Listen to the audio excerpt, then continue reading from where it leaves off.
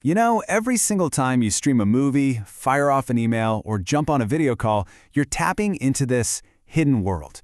It's this incredible network of glass fibers, buried right under our streets and stretching across vast ocean floors, and it's carrying our entire digital lives at the speed of light.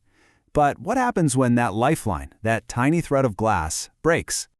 Just think about that for a second. We're talking about a flaw that could be smaller than a single human hair, somewhere along a cable that might be dozens, maybe even hundreds of miles long. You can't just start digging, right?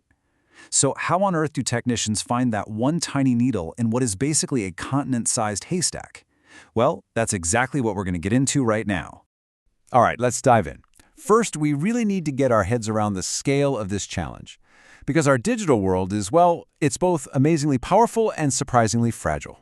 It's honestly mind-boggling when you stop to think about it. We've literally wrapped our planet in these super delicate glass threads, creating a nervous system for all of humanity. But that fragility is the key here. A construction crew digging just a few feet in the wrong spot, a bend in the cable that's just a little too sharp. Even just the material wearing down over time can cut off thousands of people. The problem is completely invisible, and the stakes, they're huge. So, to solve an invisible problem, you're going to need a very, very special kind of detective. One that can see everything without ever leaving the room. And here it is, the Optical Time Domain Reflectometer, or OTDR for short. Yeah, it's a mouthful, I know, but the idea behind it is absolutely brilliant. The best way to think of it is like an optical radar, but instead of sending out radio waves to map the terrain, it sends out pulses of light to map a world you can never, ever see with your own eyes, creating this perfect virtual picture of the fiber's health from start to finish. This is such a great way to imagine it. The OTDR literally shouts a pulse of light down this long, dark tunnel, and then it just listens. It listens very, very carefully for the echoes that come back, and those echoes tell it everything it needs to know. Where the connectors are, where there might be a sharp bend, and most importantly, the exact location of a break. So how does this little search party of light actually do its job? Well, the physics behind it is just so clever. Let's break down how this optical detective manages to see the unseen. It all boils down to 4 pretty simple steps. First, the OTDR fires a quick, powerful laser pulse into the fiber. As that little pulse of light travels, it starts interacting with the glass itself and, well, anything unusual along the cable. That interaction sends tiny little echoes of light back toward the OTDR, which has this ultra-sensitive detector that's basically a stopwatch. It measures the exact round-trip time for every single echo it hears. And finally, and this is the magic part, it uses that time to calculate the exact distance to whatever caused the echo in the first place. Now, for this to work, the OTDR has to tell the difference between 2 kinds of light echoes. The first one is called Rayleigh scattering. Think of this as a constant faint whisper. It's just the normal background noise that happens when light interacts with the glass molecules themselves. This whisper tells the OTDR, yep, everything is normal here. But the second type, a Fresnel reflection, well, that's not a whisper, that's a shout. It's a big, sudden flash of light that bounces back when the pulse hits a sudden change, like a connector, a splice, or a clean break. And that shout is the clue the detective is hunting for. And this simple formula is how it all comes together. It's basically the brain of the whole operation. D is the distance we're looking for. That's equal to c, the speed of light, times t, the time that the OTDR measured.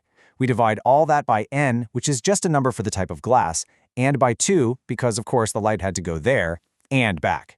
And just like that, time becomes distance. And a technician knows if they need to dig 50 feet down the road or 5 miles. Okay, so the OTDR gathers all of this amazing data, but how does a person actually make sense of it all? It doesn't just spit out a number. No, it paints a picture. It tells the entire story of the fiber's journey. And the result is something called the trace. The best way to think of it is as the fiber's heartbeat monitor. It's a graph that shows you the health of the signal at every single point along the fiber's entire length. A nice, healthy, steady line means you've got a healthy fiber. Any little blip, any spike, or any sudden drop on that line, that's an event, and it needs to be investigated. A trained technician can look at this trace and read it like a book. See that steady downward slope? Totally normal. That's just the signal getting a little weaker over distance, which we expect. But whoa, what about that sharp upward spike? That's a connector. That's one of those Fresnel reflections we talked about. A sudden drop, like a step down? That could be a really well-made splice, or a bad bend in the cable. And then you have the abrupt end where the signal just falls off a cliff to zero. That's it. That's the break. X marks the spot. But our detective isn't perfect. After a really big reflection, like from a connector, That super-sensitive detector gets overwhelmed for just a split second. It's kind of like when a camera flash goes off in your eyes. During that brief period, called a dead zone, it's temporarily blinded, and it can't see any other events that are too close by. It's a really important limitation to understand when you're diagnosing a complex network. So, let's pull all this together and see how it actually keeps our digital world online. Because this isn't just some instrument for a lab, it's a critical tool that gets used out in the real world every single day. The OTDR is absolutely essential across the entire life of a fiber network. When a new cable is installed, the OTDR creates what's called a birth certificate, a baseline trace that proves the cable is laid perfectly. When there's a problem, it's the hero of the story, finding a break in minutes instead of days. It's also used for routine health checkups and even back in the factory for quality control. It basically ensures the internet's veins are healthy from the moment they're created to decades later. Now, something really important to understand is that using an OTDR involves a crucial trade-off. A technician has a choice. They can use a wide, powerful pulse of light. This lets them see very, very long distances, perfect for those long-haul networks. But the downside is it creates bigger dead zones. Or they can use a narrow, more precise pulse. This gives them incredible detail for finding faults inside, say, a single data center. But that pulse can't travel as far. It's all about choosing the right tool for the right job.